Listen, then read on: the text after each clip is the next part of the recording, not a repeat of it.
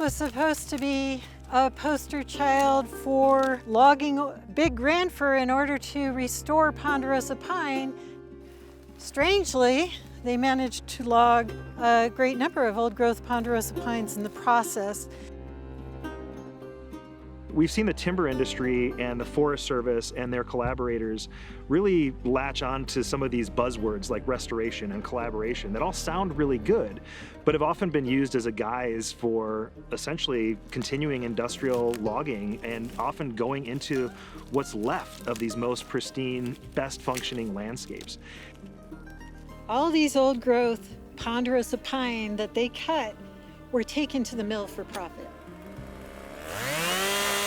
There's an awful lot of our landscape here and across the world that have been really damaged by development, logging, overgrazing, road building. But one of the things that's really great out here in the Blue Mountains is that many parts of this landscape are still intact. They're still functioning really well. The only thing we need to do is get out of the way, show some humility, and protect these places from our own hubris and destructive impulses. We don't have to go in and fix them. And oftentimes you get this idea that people in rural areas, they all want to see the forest logged and grazed and extraction taking place on them. The reality is so many people, liberal, conservative, the reason we choose to live in places like this are because they're wild. I've lived here in the Blue Mountains of Eastern Oregon for over 30 years. When we moved here, we had no idea how we were going to support ourselves, so I took a job with the Forest Service doing sensitive plant inventory and old growth inventory for the Hefner Ranger District on the Umatilla National Forest, which is right behind where I live. They invited me to find more old growth, and they admitted that they'd probably lost about 50% of the old growth they were supposed to be protecting. I've lived and worked here in the Blue Mountains since about the year 2000. I study the ecology and the landscapes of the Blue Mountains. And discovering that there's a place this intact and wild was just an incredible dream come true. I feel like I get to work around the landscapes that have the potential to really help solve some of our most pressing problems, and that is where I want to be.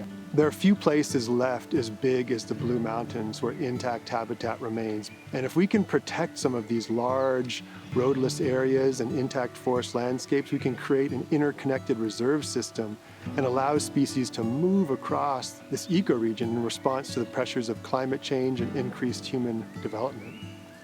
If you go to the north or to the south of this amazing mountainous landscape, it's much drier. These mountains are harboring forests and rivers and waters and a diversity of habitats that really aren't found anywhere else on the planet.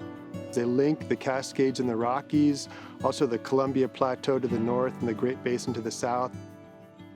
The Blue Mountains ecoregion, it's the only east-west forested corridor between the Rocky Mountains to the east and the Cascades and the Coast Range and beyond to the west.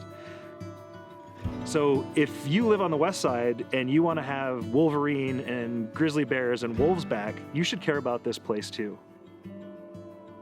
The Forest Service recently restarted this process for management plans for the forests of the Blue Mountains.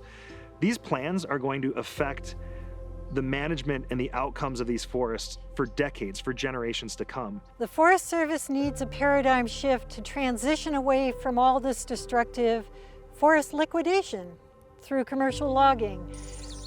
So Oregon lags far behind in protecting its key forests and most important areas.